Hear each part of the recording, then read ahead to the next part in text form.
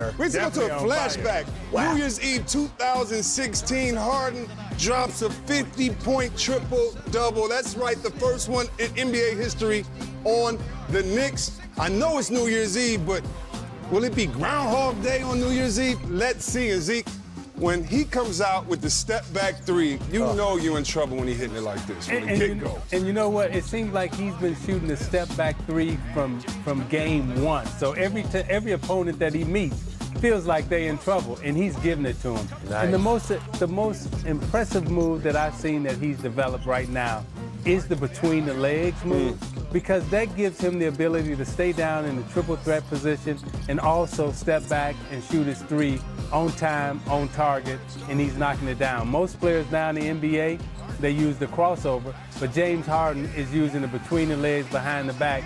He's totally gone old school, classic with his moves, and he's dropping it. Well, how about that? 28 points in the first half. That's right, 8 assists, 5 rebounds. Is today going to be a good day? Another good day with the triple-double from Harden as he finds house. And I think the addition of Austin Rivers came-back is really going to help this team. Yeah, you know, right now their spacing is so much better. Earlier in the year, they seem to play on top of each other a little bit more. Their spacing looks better. Their cutters are cutting, but they're not getting in James's way. And right now the Rockets are rolling, and Harden's he's on a heater. He wore that fireman's jacket to the game. He knew something. He said, I'm on fire. Yeah, get out of Harden's way. His 8th straight game of 35 points, 5 assists. That's an NBA record. Wow. Look, 43 points, 10 assists. 10 rebounds, 13 assists tonight. Yeah, you see the man on there. But check this out. He had 27 free throws. That tied a franchise record with Sleepy Ford. You remember that game he had against Golden State in '91? I mean, it's just an awesome game. That's right. That's for you, Harden. Matter of fact, I'll drink a little champagne for your triple-double. James playing well. That's well on Players Only. Blow the whistle. and guys, we talk so much about teams getting to the free throw line, shooting threes, and getting to the hole. And we know that all these analytics for teams, and they're shooting terrible threes, maybe not valuing possessions. But when you got a guy like Harden, Zeke, that can get to the line, get you free throws, can shoot threes, lay it up, and then be a decoy and throw it up. It seemed like he checks all the boxes and what you want to be as a great offensive player. He checks all the boxes, and Chris, what's so amazing about everything that you just said is truly his stamina. I mean, when you talk about his stamina, you know, doing all that consistently, night in, night out, being the guy, having to take it to the basket, having to step back and shoot the three, having to drink that champagne. I'm really celebrating for him tonight. No, I mean, really, he does it all. But the most impressive thing really is his stamina, you know? And you know what? Much better player when he's driving, starts off the game, putting the ball on the floor and attacking the rim. I think sometimes James get a little three-happy. Yeah. I tell you, when he's driving, he's getting assists and he's getting to the line. Yeah, definitely. Another guy that's going is a guy we're going to check out a little later. That's OKC. But first, they're getting lit. We always lit. It's a lituation. You ain't heard of Kendrick Lamar, no regrets, just choices? It sounds like you live your life. Yeah, no regrets. No regrets, just choices. Gotta have some regrets. All right, speaking of regrets, we got We'll be right back. What's up, Kendrick? What's up, Steve? We got Welcome back to Players Only. Steve Smith. What's up, GA, and our girl Candace? Candace, way to put that chicken ring on Steve. I heard Steve get mad at the fan. He said, hey, you come on into the studio. Smitty was taking that personal. He was like challenging fans. Absolutely. If you know Smitty, he don't play around with basketball. Watch what you say to the man. And he said he entering 2019 telling you guys about yourself. Welcome to Players Only. Man, that was a good game. The Boston Celtics, they lose in San Antonio 120-111. We saw a few of the struggles offensively, and we'll talk about that a little bit later, by the Celtics. Seemed like they were out of sorts, not getting to the line, not scoring inside the paint. And then on the other side, I mean, Kevin, and I think you said it. You said, and it sounds so simple, but in this day and age, it's not. You said, you know what, Chris? The really good three-point shooters from San Antonio shoot threes.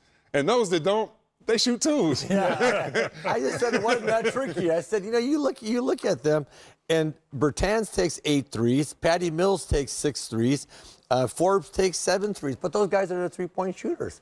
And a lot of the guys didn't take any. Yeah. And it sounds simple, but if you're not a three-point shooter in San Antonio, you get it, you drive. Yeah. And then you drive and you throw it back out to one of the shooters, or you get in the paint and try to make a drop-off pass. You know, Aldridge was struggling early in this game. And what happened? Some drop-off passes, some easy stuff around the basket. When you're a big guy and you get some of that manna from heaven, you just lay that stuff in, you start feeling good about yourself. He drops 32 on him. Their offense is clicking with really a good blend of the three-point shooters, you know, shooting and making threes. They're shooting at an unbelievable percentage the last 12, 13 games. But they're two-point guys driving, attacking, and just playing old-school basketball. Pops is not trying to reinvent the wheel. It's like nothing I hate worse than when a coach, you're not a good three-point shooter, and I just say, keep shooting them, Zeke. You know what? They'll go Shoot, in. Shoot till you're, when you're 1 for 30, you know, guys say, hey, do something else. They don't even get into to do something else. They just don't shoot them. Yeah, numbers don't lie, Zeke. Boston takes 36 a game. San Antonio about 24 a game. San Antonio takes the least amount of threes per game in the NBA, but has the best percentage. They're not falling for the fool's gold. They're just staying consistent. They're staying consistent, and it's really old school. We talk about shot selection and getting good shots. What's a good shot?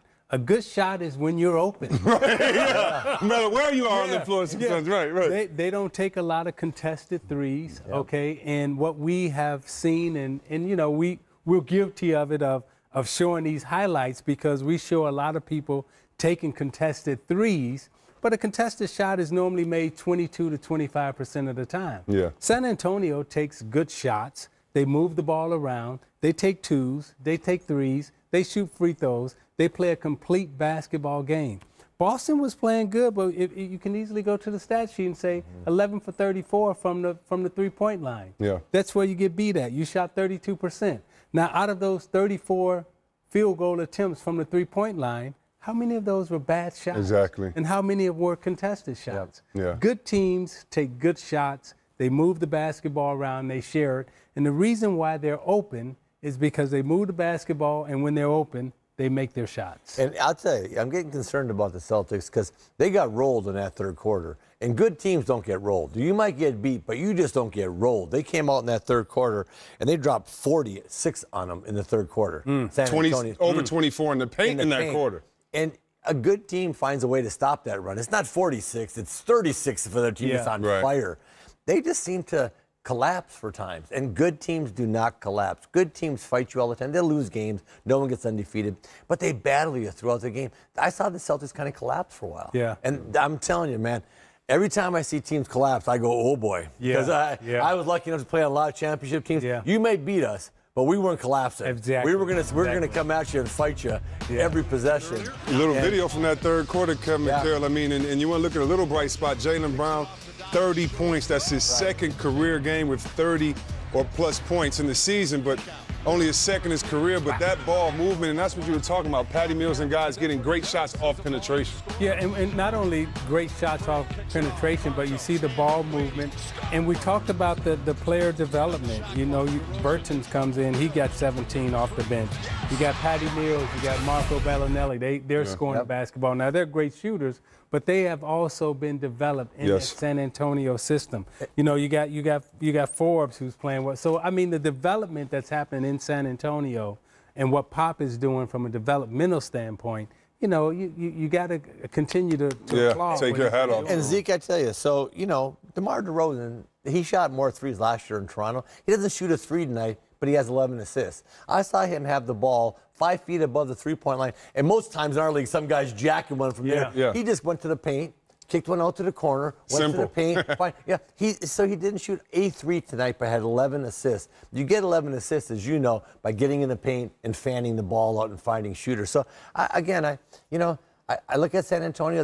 To me, they never seem like they have enough talent to do what they're doing. Yeah. I give Pops a lot of credit because he finds a way to win with the team he has. You know, Mac, you said this last year when you were covering the Philadelphia series with Boston. You said Philadelphia couldn't get by Boston's defenders out on the perimeter because they had such good perimeter defenders. Now we're looking at the Celtics, and we're actually wondering if they have good perimeter defenders because they're getting beat off the dribble by guys who are not as quick as them, okay, not as athletic as they are. So they should never get beat off the dribble the way they were getting beat off the dribble. Okay, what does that tell you? They're not locked in enough because those same guys, or the same guys I saw last spring, just get up on Philly, and like Bellinelli, Ilyasova, Redick, they couldn't get a shot against. But Kevin, let me ask you this though, Kevin. We were watching the game, and I'm not going to speak for you. This is my take. When that second unit of Boston came in, I saw a bigger difference. I saw guys getting better shots. I saw a faster pace, a little bit more defense.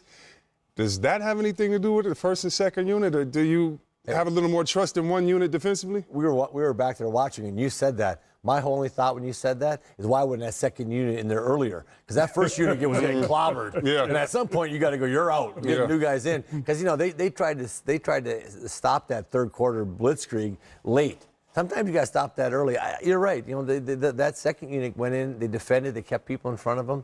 The Celtics are funky. There's just no other way to say it. They are just not connected defensively. I don't know if they're as dedicated as they were. They're getting beat. Like you said, they're getting beat on simple plays, just simple drives, where they used to keep people out of the paint. So are they going to have to look for a big man? I mean, you look, they are close to last and getting to the free throw line. That could do a little penetration, a little bit with inside, and it just doesn't seem like they have an inside presence. Am I making too much? And Horford, he can play. It's nothing against him personally. I just mean other guys that can score inside. So I'll go back to old school inspiration and motivation, right? So from a coaching standpoint, we bring you the game plan, right? We bring you the practice plan.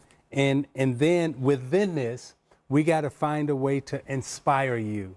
We got to find a way to get the best out of you as a team, as an individual. Now, when I look at the Celtics, I see that they need some inspiration. They need some motivation because, again, the way they ascended to the top, they didn't ascend through the hard knocks. They got anointed, to be the best team in the East. They haven't had to, go through the wars to get there. And at some point, you're going to have to prove it. Now, Toronto, when I look at Toronto over there, Toronto's been through the wars, right? They didn't get anointed. But you look at Toronto and you talk about a defensive juggernaut. It's the Toronto Raptors in the East right now. That's a defensive juggernaut when we all thought the Celtics would be that. And look, everybody said, wait till the Celtics get Hayward back and Kyrie Irving. They're going to be unstoppable. Because remember, they didn't play last year in the playoffs. So, like, those two guys came in, and against Hayward is just getting his feet underneath him with a terrible injury. But they kind of came in, like you say, anointed. Toronto came in. Kyrie got booed on the way out of San Antonio with a lot to prove. Everybody discounted Toronto. And they're out there playing with, you say, inspiration. Sometimes, being counted out, you're like, okay, I'm going to show you. But you've got to find that chip on your shoulder every single night. Like, there were a lot of nights before the game started, I was finding a reason not to like the guy who I liked on the other team. I'm like, all right. I was hoping I was hoping someone said something to me early in the game and stuff like that. You're Wake like, me up. Let's go. Let's go. I told you the first time he shook my hand, we've known each other since high school, and they showed that clip of he and I shaking hands. That's the first time he shook my hand in 20 years. And he might have been trying to set you up I'm going to make Zeke think I'm being nice tonight. I'm going to get this son of a... Oh, man. Well, we also have another game out in Houston. Check this stat out, guys.